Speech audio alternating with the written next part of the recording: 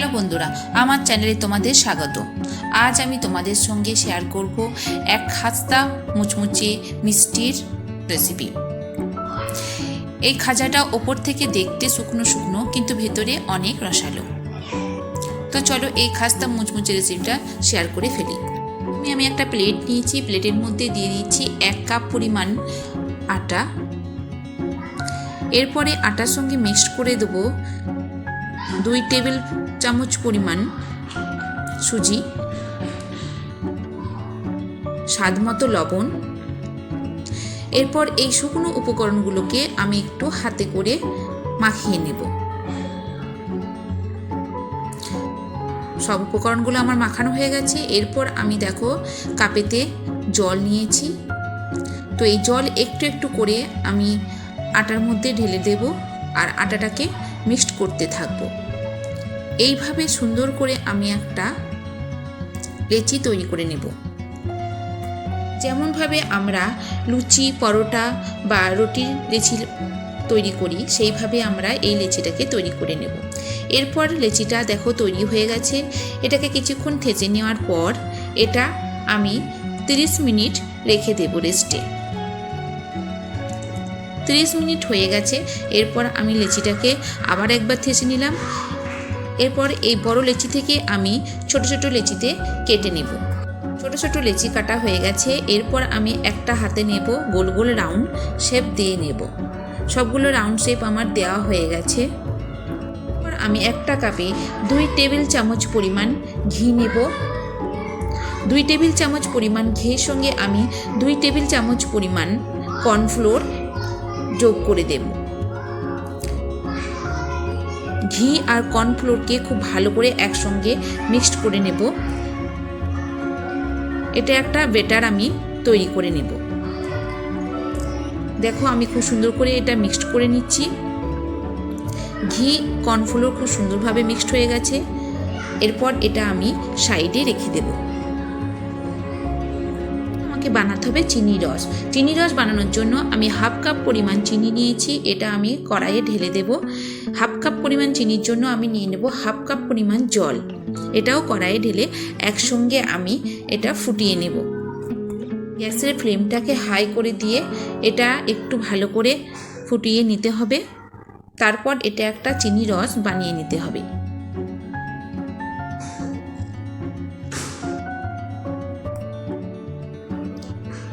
চিনি রস তৈরি হয়ে গেছে।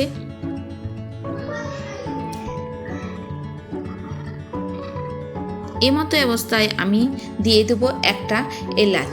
এলাচটাকে আমি কুটে নিয়েছি। এরপর আমি রসের ওপর এলাচটা ছড়িয়ে দেব। একদম পারফেক্ট আমার চিনি রস তৈরি হয়ে গেছে। এরপর গ্যাসটাকে বন্ধ করে দিয়েছি। চিনি রসটাকে আমি সাইডে রেখে দিচ্ছি। এইভাবে আমি চিনি রস বানিয়েছি, ঠিক এইভাবেই তোমরা চিনি রসটা বানিয়ে নেবে। এরপর একটা ডো নিয়েছি। ডোটাকে ভালো করে আটা মাখিয়ে আমি এটা বেলে নেব। ডোটা রুটি বেলে নেব। একটু পাতলা করে বেলে নিতে হবে ডোটাকে। ঠিক এই রকমভাবে ডোটা বেলে নিতে হবে। দেখো এইভাবে আমি সমস্ত লেচিগুলো রুটি বেলে নিয়েছি। এরপর একটা রুটি এই পিঠের উপরে রেখে দেব। তারপর এর উপরে আমি ব্যাটারটা লাগিয়ে দেবো। যে ব্যাটারটা আমি তৈরি করে রেখেছিলাম ঘি আর কর্নফ্লোর দিয়ে, এটা চামচ দিয়ে আমি রুটির ওপরে সুন্দর করে এদিক ওদিক লাগিয়ে দেব। রুটির পুরোটাই লাগাতে হবে, চারিপাশটাতেই লাগাতে হবে। দেখো রুটির চারপাশে আমি ভালো করে ব্যাটারটা লাগিয়ে দিয়েছি। এরপর আমি এর ওপরে দিয়ে দেব একটা রুটি।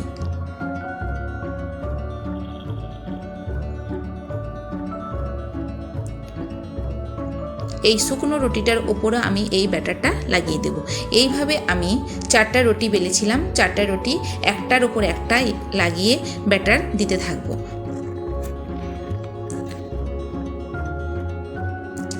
এটাও আমার পুরো ব্যাটার লাগানো হয়ে গেছে। দেখো এরপরেও আমি আবার দিয়ে দিলাম আর একটা রুটি।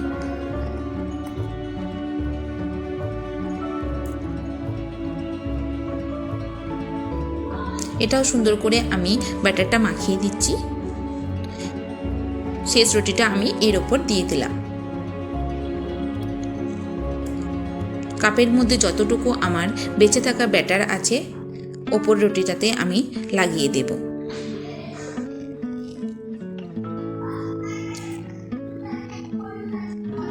চারটা রুটি আমার দেওয়া হয়ে গেছে। এরপর আমি একটা ছুরি নিয়ে রুটিটাকে পিস পিস করে কেটে নেব। তোমরা দেখতে পাচ্ছ চারটা রুটি আমি একটা রুটির মতো করে নিয়েছি। এরপর একটা ছুরি নিয়ে আমি রুটিটাকে পিস পিস করে কেটে নেব।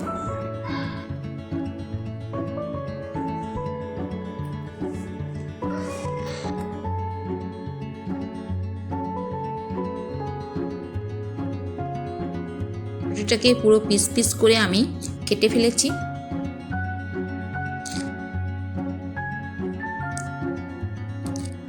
এরপরে একটা পিস আমি হাতে নেব।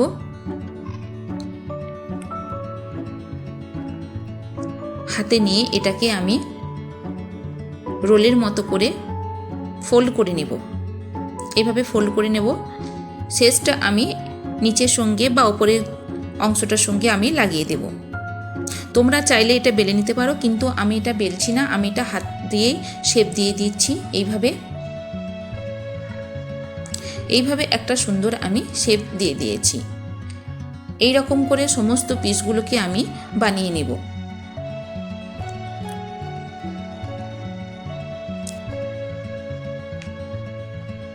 একটা সুন্দর শেপ তৈরি হয়ে গেছে। এটাকে সাইডে রেখে দেব। বাকিগুলো এভাবে বানিয়ে ফেলবো। সমস্তগুলো আমি তৈরি করে নিয়েছি। এরপর এগুলোকে ফ্রাই করে নেব। ফ্রাই করার জন্য আমি একটা ননস্টিক কড়াই নিয়েছি। কড়াইটাকে গ্যাসের মধ্যে চাপিয়ে তেল দিয়ে দিয়েছি। তেলটা গরম হতে দেব। ফ্লেমটাকে হাই করে যখন তেলটা গরম হয়ে যাবে ফ্লেমটাকে লো করে দেব কিংবা মিডিয়াম রেখে দেব। আমি এই খাজাগুলোকে মিডিয়াম থেকে লো আঁচেতেই ভেজে নেব। তেলটা দেখো গরম হয়ে গেছে। এরপর আমি একটা একটা করে খাজা তেলের মধ্যে ছেড়ে দেব। খুব সাবধানে, তাড়াতাড়ি করবে না, আগুনটাকে হাই করে রাখবে না, তাহলে খাজাগুলো কিন্তু ওপর থেকে সব পুড়ে যাবে আর ভেতরে কাঁচা থাকবে। এরপরে দেখো এক সাইডটা আমার মনে হচ্ছে হয়ে গেছে, তো আমি অপর সাইডটা আমি দিয়ে দিচ্ছি তেলের মধ্যে। এই রকম করে উল্টে পাল্টে আমি খাজাগুলোকে মুচমুচে করে ভেজে। আমার রেসিপি যদি তোমাদের ভালো লাগে থাকে তাহলে তোমরা আমার ভিডিও লাইক করো, শেয়ার করো আর আমার চ্যানেলকে সাবস্ক্রাইব করো। এইভাবে দেখো আমি খাজাগুলোকে ভেজে নিয়েছি। একটা সুন্দর শেপ তৈরি হয়ে এসেছে ওপরে, কি সুন্দর দেখো।